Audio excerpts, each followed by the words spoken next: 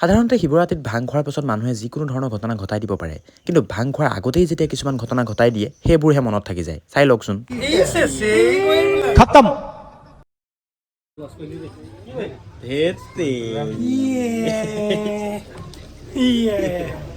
Bye bye, Tata, good bye, Gaya. নমস্কাৰ জনাইছোঁ মই পৰা নাই আপোনালোকক আন এটা মিনি ভিডিঅ'লৈ। ৰাইজ, সেইদিনাখনি আছিল 15 মাৰ্চ অৰ্থাৎ শিৱৰাত্ৰি। সেইবাবে ৰাতিপুৱা সোনকালে উঠি গা পা ধুই মই গ'লোঁ আমাৰ ঘৰৰ ওচৰতে থকা মন্দিৰ ভাগলৈ। তাৰপিছত ধুনীয়াকৈ মন্দিৰ ভাগত সোমাই গ'লোঁ। পিছে ৰাইজ জানেনে, মই গৈ পোৱালে পোৱালে মানুহ ঢেৰ হৈ গৈছিল মন্দিৰৰ সন্মুখত। তাৰ পৰা ভাবিলোঁ আমাৰ প্ৰশান্ত দাৰ দোকানতে ধুনীয়াকৈ একাপ গাখীৰ চাহ খাই যাওঁ। কিন্তু ঘটিল নহয় ঘটনাটো, আমাৰ গোটেই চাহখিনিয়ে পেলাই দিলে। তাৰ পৰা আৰু কি কৰিব, থুটমুট চেলেকি ধুনীয়াকৈ শ্বুটিঙলৈ বুলিয়ে ওলালোঁ। যদিও বা সেইদিনাখনি শিৱৰাত্ৰি আছিল, কিন্তু আমাৰ আকৌ শ্বুটিং কৰিব লগা আছিলে। পিছে মোৰ কষ্টিউম একেটাই আছিলে, মানে সেইদিনাখনি সুধি সকাম খোৱাৰ ভিডিঅ' দেখাইছিলে, গতিকে মোৰ কষ্টিউম একেটাই হৈ যাব, গতিকে ড্ৰেছ চেঞ্জ নকৰাকৈ হৈ গ'ল। কিন্তু পৰিলে নহয় সেইদিনাখনি আকৌ এটা গধুৰ দায়িত্ব, মানে আমাৰ বুলদা আৰু পিকুদা নাই, গতিকে কৰিব লগা হ'ল কেমেৰামেন আৰু এক্টিং দুয়োটা। আকৌ চাই লওকচোন এই ক্লিপটো। কেমেৰালৈ চাই দিছে।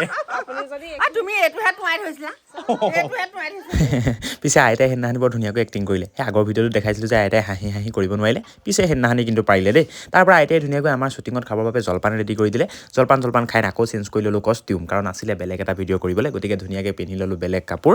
তাৰ পৰা ধুনীয়াকৈ শ্বুটিং কৰি সিমানতে কমপ্লিট কৰা হ'ল। শেষত এই চিনটো কুইন আৰু মই দিলোঁ। গতিকে ভিডিঅ'টো চাই কেনেকুৱা পালে জনাবলৈ নাপাহৰিব। আজিলৈ বাই বাই।